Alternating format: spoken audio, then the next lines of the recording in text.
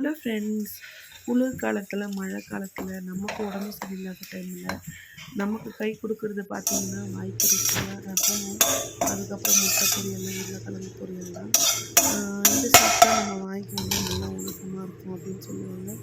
நாங்கள் எங்கள் வீட்டில் எப்போதும் ரசம் தான் வைப்போம். பசங்களுக்கு பிடிக்கும், எங்களுக்கு பிடிக்கும். எப்படி ஒரு ரசம் ஃபேமிலின்னு கூட சொல்லலாம். ரசத்துலேயே நிறைய விதமாக வைப்பேன்.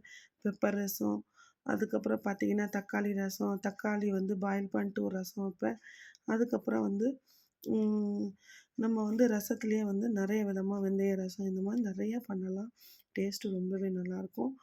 அப்புறம் எக்கு பொடி மாஸு, முட்டை பொரியல், அதுக்கப்புறம் வந்து கொஞ்சம் பையனுக்கு சின்ன பையனுக்கு காரம் இல்லாமல் பெப்பர் போட்ட பொரியல்.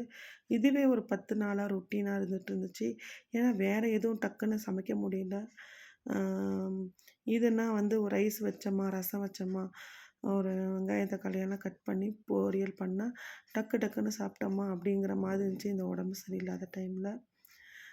எத்தனை பேர் நீங்கள் உடம்பு சரியில்லாத டைமில் என்ன மாதிரி ரெசிபி பண்ணுவீங்க? எது ஈஸியாக செஞ்சால் சாப்பிட்டா நல்லாயிருக்கும்னு சொல்லிட்டு கமெண்ட் பண்ணுங்கள். எனக்கு ஒரு லாஸ்ட் ஒரு வாரமாகவே எங்கள் வீட்டில் முட்டையும் ரசமும் சாப்பிட்டு சாப்பிட்டு கொஞ்சம் போர் அடித்த மாதிரி தான் ஆயிடுச்சு.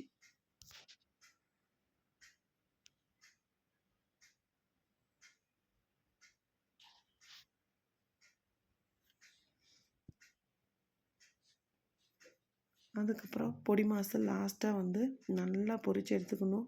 கொஞ்சம் லைட்டாக கருகிடுச்சு.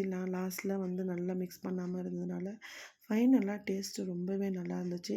இது எங்கள் ஊர் தமிழ்நாடு, சென்னை எக்கு பொடி மாஸு. சூப்பராக இருக்கும். ட்ரை